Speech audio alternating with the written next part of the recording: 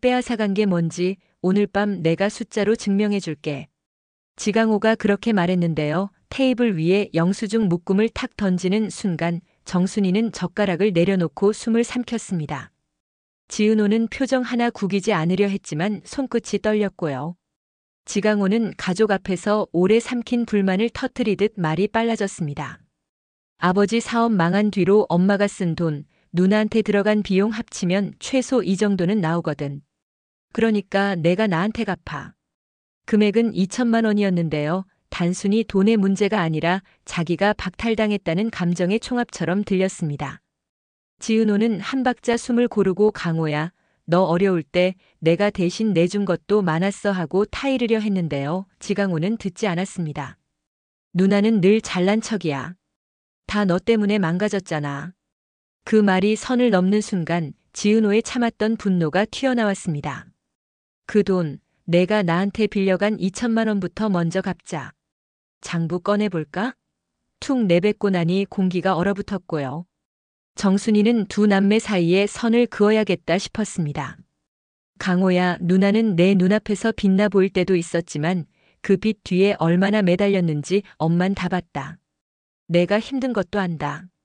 그런데 내가 누나에게 돌려달라며 내미는 건 돈이 아니라 상처 같네. 이대로 못 듣겠다. 그렇게 말하고는 지은호의 손을 꼭 잡아줬습니다. 그 한마디에 지강호는 심하게 무너졌고요. 엄마도 결국 누나 편이네.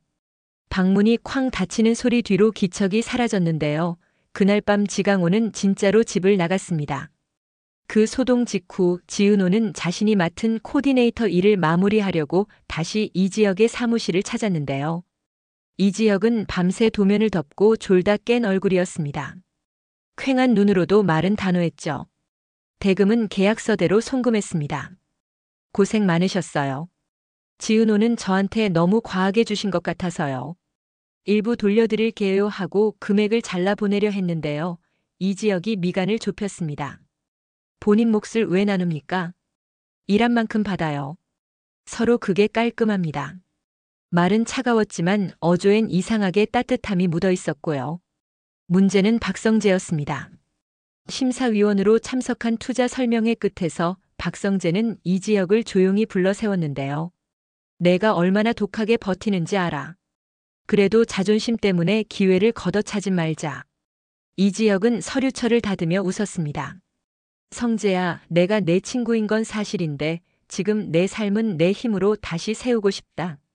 돈이 아니라 의지가 필요한 타이밍이야. 짧은 대화였지만 두 사람 사이에 보이지 않는 금이 갔습니다. 박성재는 납득하는 척했지만 눈빛은 흔들렸고요. 흔들림의 방향은 분명 지은호 쪽이었습니다. 그날 저녁 지은호는 카페 마감을 하려다가 손이 멈췄습니다. 낮에 지강호가 던진 말들이 귀 뒤에서 웅웅 울렸거든요. 넌 도대체 어디 출신이길래 그렇게 뻔뻔해? 라는 문장 하나가 뇌리에 박혀 도려내지지 않았습니다. 자신이 누구인지, 어떤 선택으로 여기에 서 있는지 이 질문들이 소용돌이쳤고요. 한숨 돌려야지 하고 밖으로 나가는 순간 눈앞이 스르르 어두워졌습니다.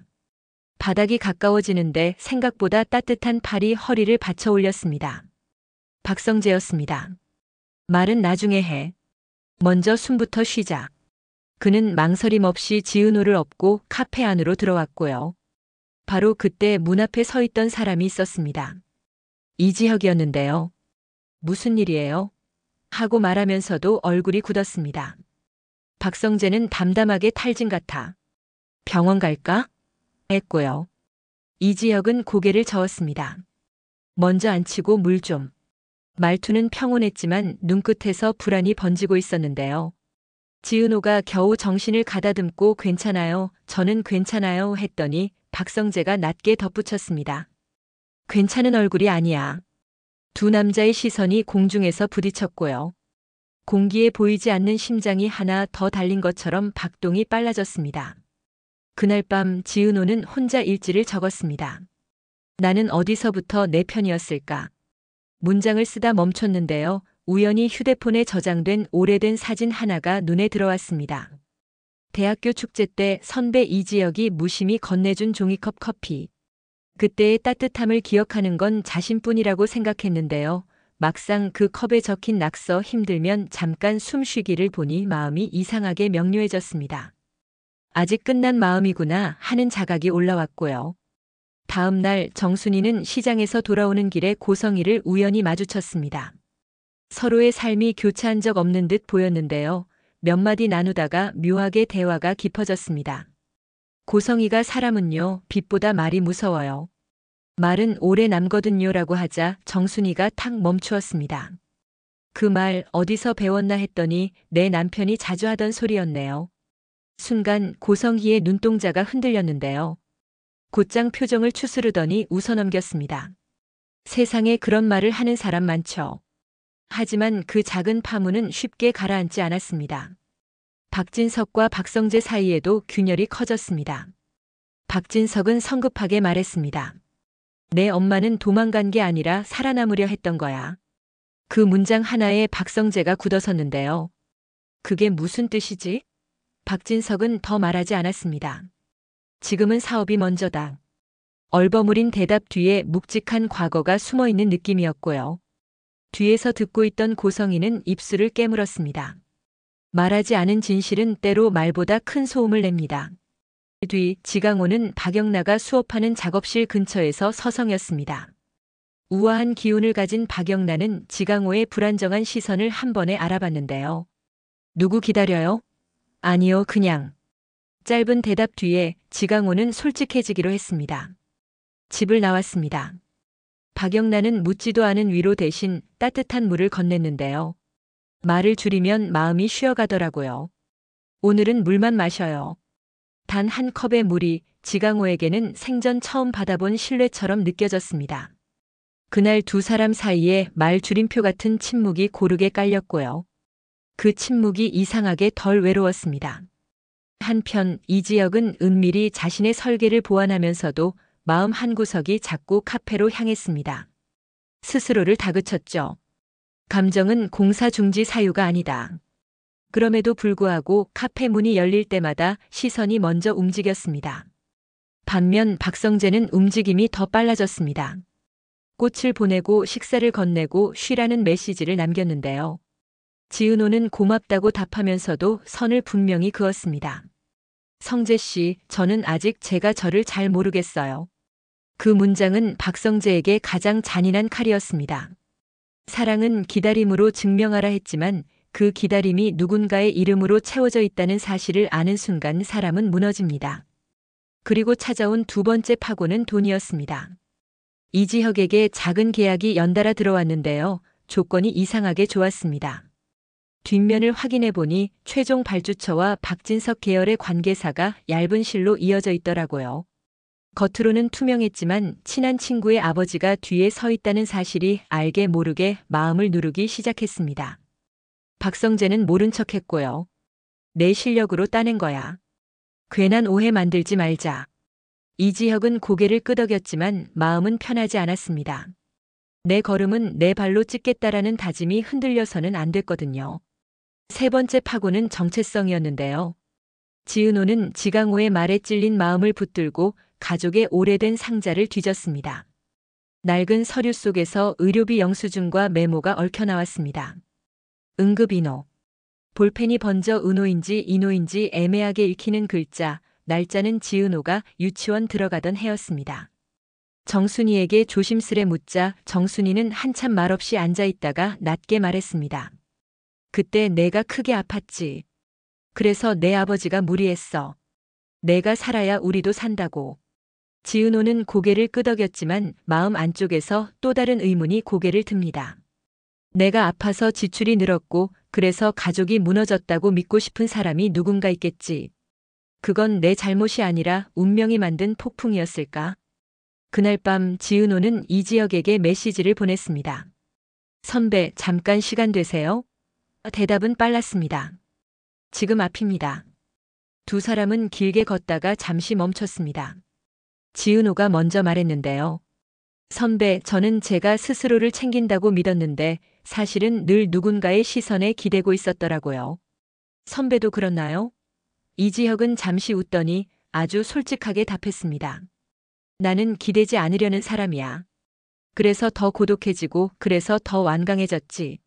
지은호가 조용히 고개를 끄덕였습니다. 그 완강함이 멋있다고 생각했는데요. 요즘엔 가끔 두렵기도 했어요. 그 말에 이지혁은 입술을 깨물다가 결국 고개를 들었습니다. 두려움은 같이 나눠야 줄어듭니다. 말투는 여전히 담담했지만 그 말은 고백과 닮아 있었고요. 그 장면을 멀리서 지켜본 사람이 있었습니다. 박성재였는데요. 그는 손에 쥔 종이봉투를 조용히 내려놓고 돌아섰습니다. 마음속에서 작게 으스러지는 소리가 들렸고요. 그럼에도 그는 품위를 놓지 않았습니다. 지켜보자. 끝까지. 하지만 지켜보는 일은 기다림보다 더 고통스럽습니다. 다음 날 투자사 검토 미팅에서 돌발 이슈가 터졌습니다. 이지혁의 서류 중 한 항목에 잠재적 특수관계라는 표시가 새로 붙었는데요. 그 표시를 보고 이지혁은 잠깐 눈을 감았습니다. 이건 내가 밝히겠습니다.